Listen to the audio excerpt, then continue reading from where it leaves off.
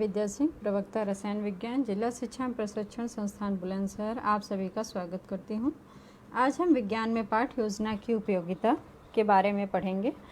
इसके content part को पहले देख लेते हैं। Meaning of lesson planning. Lesson planning का क्या अर्थ है? Need and significance of lesson plan, characteristics of good lesson plan. जब भी हम कोई लेसन प्लान बनाना शुरू करते हैं तो उसमें किन बातों का हमें विशेष ध्यान रखना है।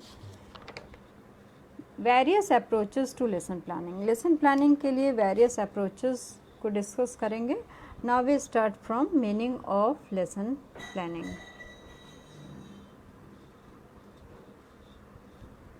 जिस प्रकार हम अपने दैनिक जीवन में किसी भी कार्य को सुनियोजित ढंग से करने, ससमय पूर्ण करने के लिए एक योजना तैयार करते हैं, उसी तरह किसी सब्जेक्ट में कोई टॉपिक पढ़ने के लिए एक फॉर्मेट तैयार करते हैं जिससे कि उसके सभी महत्वपूर्ण पहलुओं पर विशेष ध्यान दिया जा सके। सीवी गुड ने इसके लिए बहुत ही अच्छी एक डेफिनेशन बताई है। A lesson plan is a teaching outline of important point of lesson arranged in order in which they are to be presented. It may include objective points to be asked, references to material, assignments etcetera. किसी भी subject या topic को पढ़ाने के लिए एक written format तैयार करना ही लेसन प्लानिंग है। जब कोई टीचर अपने स्टूडेंट्स को पढ़ाने के लिए कंटेंट तैयार करता है तो वो सोचता है कि इसे स्टूडेंट को कैसे पढ़ाना है, क्या पढ़ाना है, किस तरह से टीचिंग इफ़ेक्टिव और सक्सेसफुल होगी। ये सोचना ही लेसन प्लानिंग है। Need and significance of lesson plan. कोई भी लेसन प्लान हम बना रहे हैं तो उसकी आवश्यकता, सिग्निफिकेंस क्या है, इसके बारे में डिस्कस करते हैं। Ascertaining the form. जब कोई सब्जेक्ट मैटर कोई टीचर स्टूडेंट्स के लिए तैयार करता है तो सबसे पहले स्टूडेंट्स के लेवल को ध्यान में रखना चाहिए। कितना समय किस यूनिट को देना है, कौन कौन से टीचिंग एड्स, टेक्निक्स उसमें यूज़ करनी है, मटेरियल एड क्या यूज़ करेंगे, ये सारी चीज़ें ध्यान में रखते हुए हमें एक ऑर्डर में, एक सीक्वेंस से अपने सब्जेक्ट मैटर को तैयार करना है। उसके बाद प्रेजेंटेशन के लिए जाना है। Previous knowledge. कोई भी लेसन प्लान बनाने से पहले हमें स्टूडेंट्स के प्रीवियस नॉलेज पे ध्यान देना है कि उन्हें पूर्व ज्ञान कितना है। जो सब्जेक्ट पढ़ा रहे हैं, जो कंटेंट हम पढ़ा रहे हैं, उसमें स्टूडेंट पहले से कितना जानता है। फिर हम अपने नवीन ज्ञान को उससे जोड़ते हुए उसे जोड़ेंगे, फिर अपने चैप्टर को, प्रेजेंटेशन को आगे बढ़ाएंगे। मोटिवेशन। मोटिवेशन का अर्थ क्या है? जब हम कोई भी शिक्षण बच्चे के साथ कर रहे होते हैं तो ये हमें उसको जो भी हम ज्ञान दे रहे हैं, शिक्षण कर रहे हैं जिस कंटेंट पार्ट का, हमें ये ध्यान देना है कि उससे कौन से लर्निंग आउटकम वो अचीव कर रहा है और अपनी लाइफ में वो किस तरह से उसको यूज़ कर रहा है, उसका एप्लीकेशन पार्ट अपने लाइफ में यूज़ कर पा रहा है या नहीं, और अपने वर्क के लिए वो मोटिवेट है कि नहीं। ये सारी चीज़ें ध्यान देनी हैं। Coordination. Lesson plan, teaching activity और लर्निंग फॉर्म्स में एक कोरिलेशन डेवलप करना है। Appropriate utilization of time. कोई भी लेसन प्लान जब हम बनाते हैं तो बच्चे के स्तर को ध्यान में रखते हुए उसमें कौन कौन सी चीज़ें हम समाहित कर रहे हैं। जैसे कोई हम एक्सपेरिमेंट सपोज दैट करने जा रहे हैं तो बच्चों को सबसे पहले हमें बताना है कि ये एक्सपेरिमेंट है क्या, उसकी आवश्यकता क्या है, मैथडोलॉजी क्या है, एप्लीकेशन पार्ट क्या है। इस तरह से हमें सारी चीज़ों पे अलग अलग टाइम डिवाइड करते हुए अपना लेसन प्लान बनाना है, जिससे हमें ये पहले ही ध्यान रखना है कि किस पार्ट पे हमें ज़्यादा समय देना है, किस पार्ट पे कम समय देना है। Determination of emphasis. इसमें हमें ये ध्यान देना है कि जब हम कोई कंटेंट पार्ट ले रहे हैं उसकी किस यूनिट की आवश्यकता, सिग्निफिकेंस ज़्यादा है, किसकी कम है।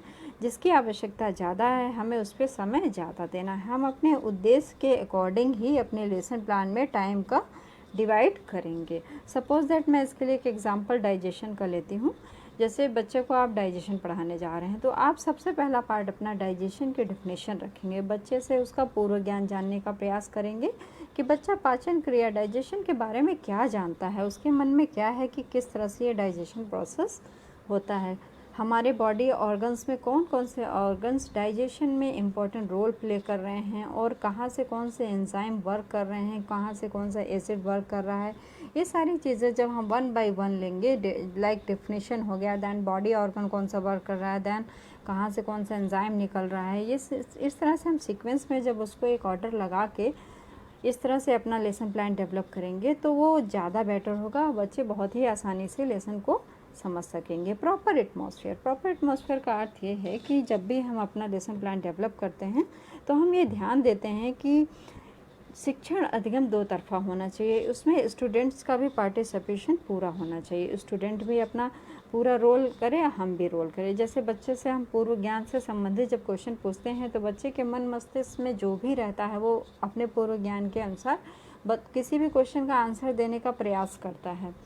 और लेसन प्लान का जो चैप्टर होता है हम वो बच्चे से ही निकालवाते हैं। सपोज दैट हम एटमॉस्फेयर का एग्जांपल लेते हैं। आप जैसे एटमॉस्फेयर पढ़ाने जा रहे हैं तो पहला ही क्वेश्चन आपका ये रहेगा कि आपके आस पड़ोस में आप क्या देख रहे हैं, पहला ही क्वेश्चन ये रहेगा।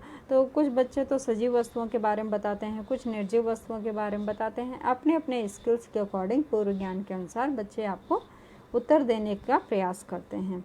तो इस तरह से जब बच्चे भी पूरा इन्वॉल्व रहते हैं आपके पढ़ाने में तो फिर बच्चे का ध्यान इधर उधर नहीं जाता है, वो कंसंट्रेशन अपना मेंटेन करते हैं और शिक्षण अधिगम बहुत ही प्रभावशाली होता है। लिंकिंग ऑफ लेसन्स, जब हम अपने चैप्टर्स को एक एक यूनिट को लेते हुए चलते हैं तो फिर एक लिंकिंग डेवलप हो जाती है लेसन्स में वन बाय वन। लाइक पहला पार्ट आपका डेफिनेशन को लेके हो गया, दैन मैथडोलॉजी हो गया, दैन एप्लीकेशन हो गया। इस तरह से डिवाइड करते हुए और एक एक यूनिट्स को, जैसे आपने डाइजेशन लिया, बॉडी पार्ट्स लिया, दैन एंजाइम्स लिए, एसिड्स वर्क लिए, तो इस तरह से एक एक यूनिट डेवलप हुई और आपका एक लेसन का लिंकिंग डेवलप हो रहा है।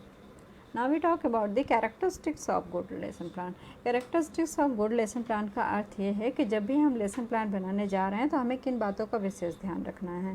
पहली बात तो ये है ऑब्जेक्टिव बेस्ड होना चाहिए आपका लेसन प्लान। पहले ही आपके लक्ष्य निर्धारित हो जाने चाहिए कि आप बच्चे को जो कंटेंट पार्ट देने जा रहे हैं उससे कौन कौन से लर्निंग आउटकम बच्चे के अंदर डेवलप होंगे और उसके बिहेवियर में क्या क्या चेंजेस होंगे और एप्लीकेशन पार्ट्स में वो अपने लाइफ में, अपने व्यवहारिक जीवन में उसे किस तरह से एप्लीकेशन के तौर पे वो यूज़ कर सकेगा उसे।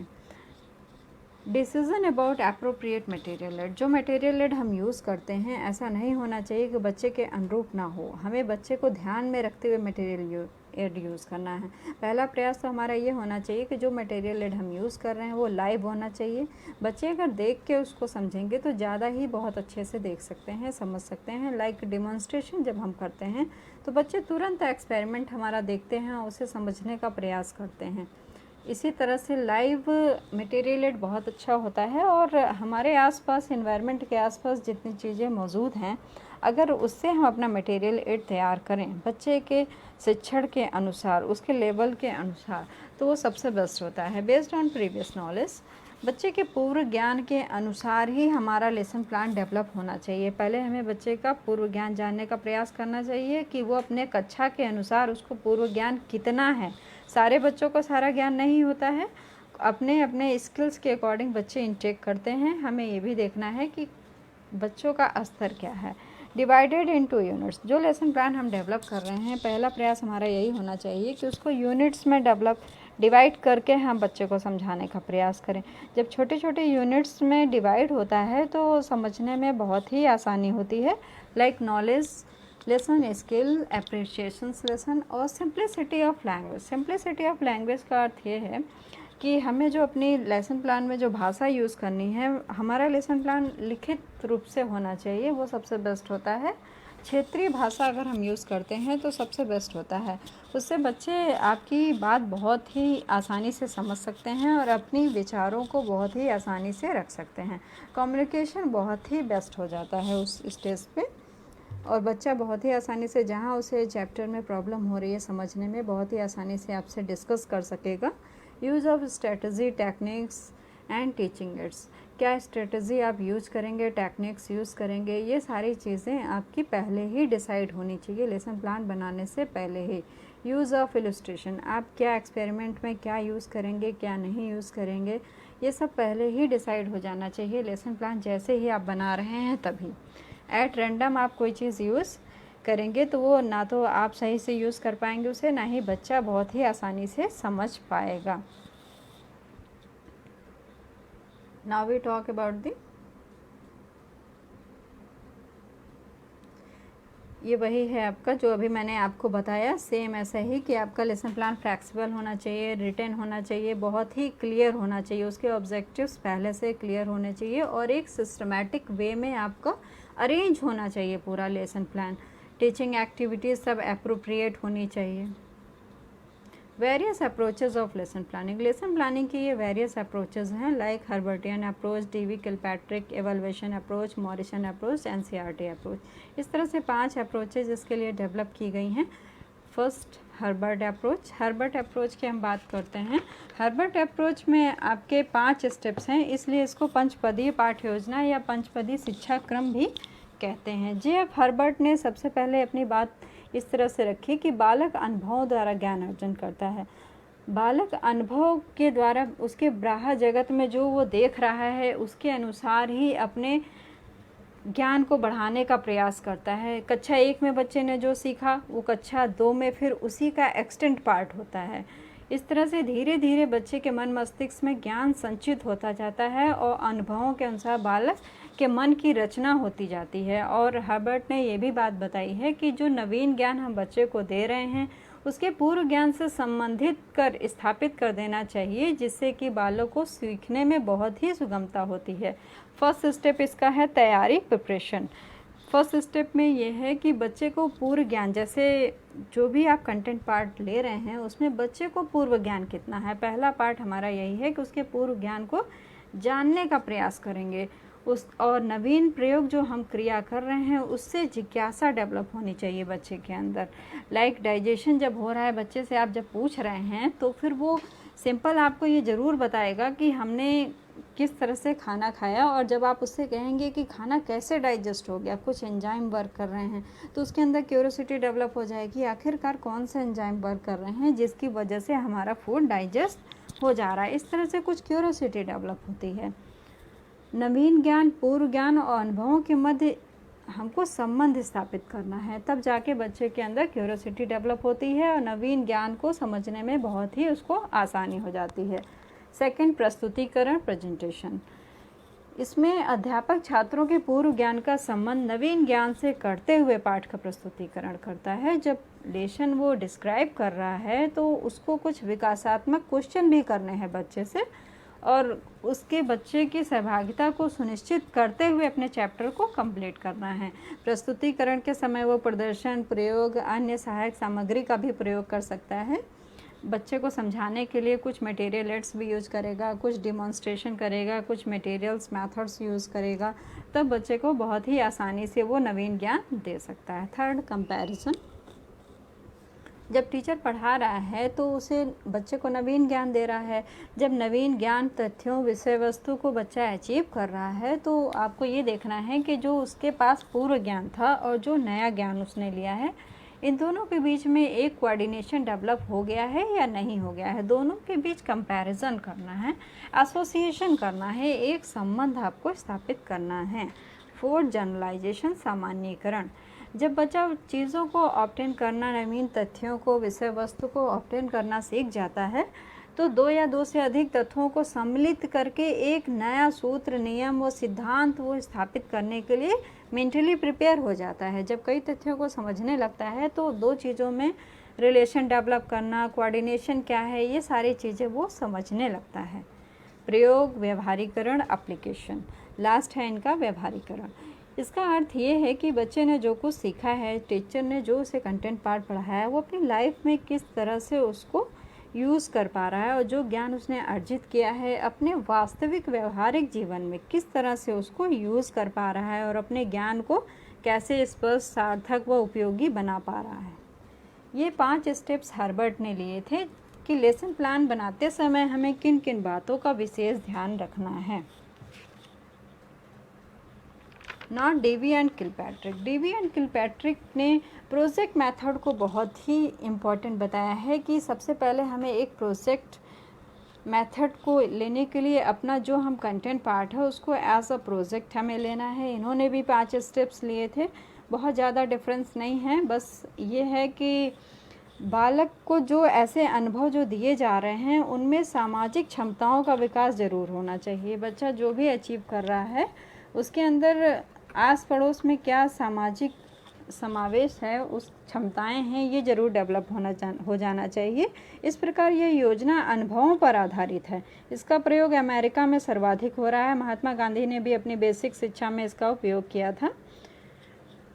फर्स्ट इनका भी पार्ट है परिस्थिति उत्पन्न करना, क्रिएट सिचुएशन। बच्चा जो समझ रहा है उसके लिए एक सिचुएशन आपको क्रिएट करनी है पहले, कि बच्चे के अंदर जिज्ञासा डेवलप हो जाए और जो आप सिखाने जा रहे हैं वो सीखने के लिए उसका माइंड मेकअप हो पूरा, कि हम ये सीखने जा रहे हैं। बर्डन ना लगे उसे कि हाँ ठीक है आप ये पढ़ाने जा रहे हैं, ज़बरदस्ती से ना पढ़े। जब उसके अंदर क्यूरियोसिटी डेवलप हो जाएगी तो अपने आप वो सीखने के लिए प्रेरित हो जाएगा और कंटेंट पार्ट को अचीव करने लगेगा। योजना का चुनाव करना, सिलेक्शन ऑफ प्रोजेक्ट। फिर आप डिसाइड करेंगे कि आपको कौन सी मेथोडोलॉजी क्या प्रोजेक्ट यूज़ करना है। Now prepare a format of project एक फॉर्मेट आप तैयार करेंगे कि हमारा ये प्रोजेक्ट है, हमको ये चीज़ें इस तरह से समाहित करते हुए चलना है। योजना का क्रियान्वयन, एग्जीक्यूटिव ऑफ प्रोजेक्ट।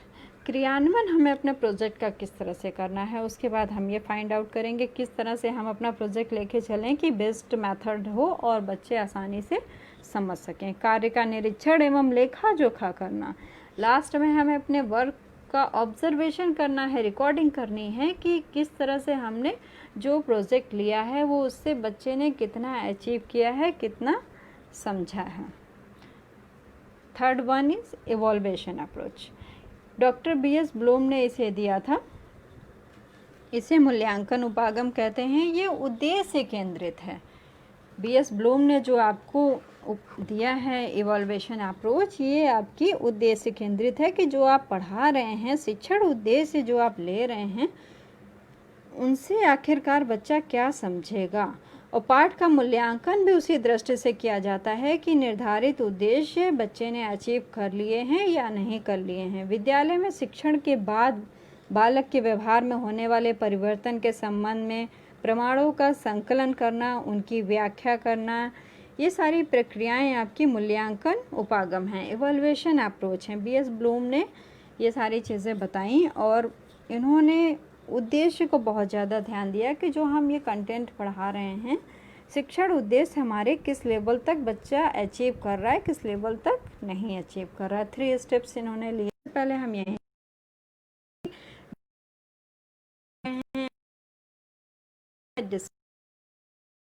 डेवलप करनी है जा रहे हैं। सेकेंड पार्ट प्रेजेंटेशन लेते, ऐसे प्रेजेंट टेक्निक्स लगानी है। ये वन ऐसे बच्चे को बताने तक रहा है ऑर्गेनाइजेशन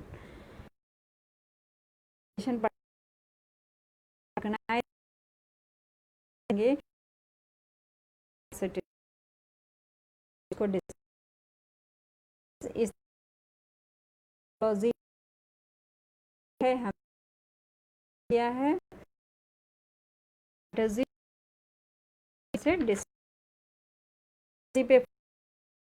से Morris one CRT lesson plan India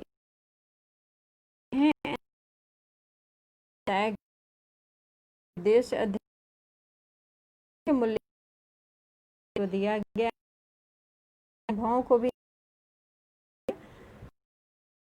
का निर्धारण आधार पर BS था, आधार पर